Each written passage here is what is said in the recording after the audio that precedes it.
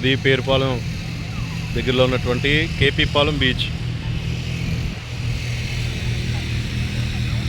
ఈ బీచ్కి ఎంతోమంది ఇక్కడ స్నానాలు చేయడానికి సందర్శించడానికి వస్తూ ఉంటారు. అలాంటి ప్రదేశంలో ఇక్కడ మీరు చూస్తున్నటువంటి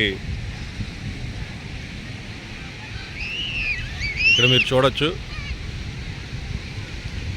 సాధారణంగా మనం చూసినప్పుడు ఇక్కడ ఈ వయసు కలిగినటువంటి కుర్రాళ్ళు అల్లరి చిల్లరగా తిరుగుతూ మరి వ్యసనాలకి జోదాలకి అలవాటు పడిపోయి ఇష్టానుసారంగా జీవిస్తూ ఉంటారు.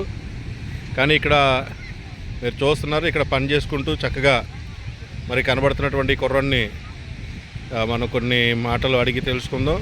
తమ్ముడు, నీ పేరేంటి? నరేష్ అండి. నీ పేరమ్మా? నరేష్ అండి. నరేష్, ఏం చదువుకుంటున్నావు? చదువుకుంటున్నావా లేకపోతే? జూనియర్ ఫస్ట్ ఇయర్ అండి. ఏం చదువుతున్నామ్మా? Junior first year. Inter first year చదువుతున్నావు. మరి ఇంటర్ ఫస్ట్ ఇయర్ చదువుతూ మరి ఇక బండి నడుపుకోవడానికి గల కారణం ఏంటి చెప్పు? ఎగ్జామ్స్ ఉన్నప్పుడు స్కూల్కి కాలేజీకి వెళ్ళి మామూలు part time job type. Part time అంటే కాలేజీకి వెళ్తూ సెలవులు ఉన్నప్పుడు ఇలా ఉంటావా? ఓకే. ఆ రోజుకి ఇలాగ నువ్వు ఎంత సంపాదించుకుంటావు? 1000. సంపాదించిందంతా మరి ఎవరికి ఇస్తావు? దేనికి వాడతావు? దాచుకుంటాను, బ్యాంక్లో వేసుకుంటాను. వేసుకొని తర్వాత ఫ్యూచర్ కొరకు చదువుల కోసం, పై చదువుల కోసం వాడుతూ ఉంటావు. ఇక్కడ మీరు చూస్తున్నప్పుడు చూడండి, చక్కగా కుర్రాడు మాటలు చెప్తూ ఉన్నాడు. తన పేరు నరేష్, తను ఇంటర్ ఫస్ట్ ఇయర్ చదువుతున్నాడు. కానీ సెలవుల్లో ఇతను ఈ విధంగా పని చేసుకుంటూ తనకు వచ్చినటువంటి డబ్బులు దాచుకుంటూ తన యొక్క భవిష్యత్తు కొరకు ఆ డబ్బులు ఉపయోగిస్తూ ఉన్నాడు. మరి ఇటువంటి పిల్లలు ఈరోజు మనం చూస్తున్నప్పుడు విచ్చలవిడిగా తిరుగుతూ ఉన్నారు.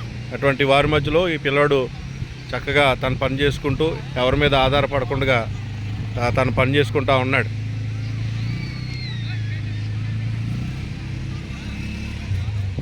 ఏమేం చేస్తావు నువ్వు ఇక్కడ? పానీపూరి, చాట్, మరవాళ్ళ మిక్సర్, దొన్న మిక్సర్.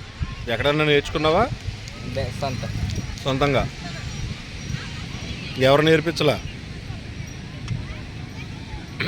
సొంతంగా తను చెప్తున్నాడు, సొంతంగా నేర్చుకొని ఈ పని చేసుకుంటూ ఉన్నాడు.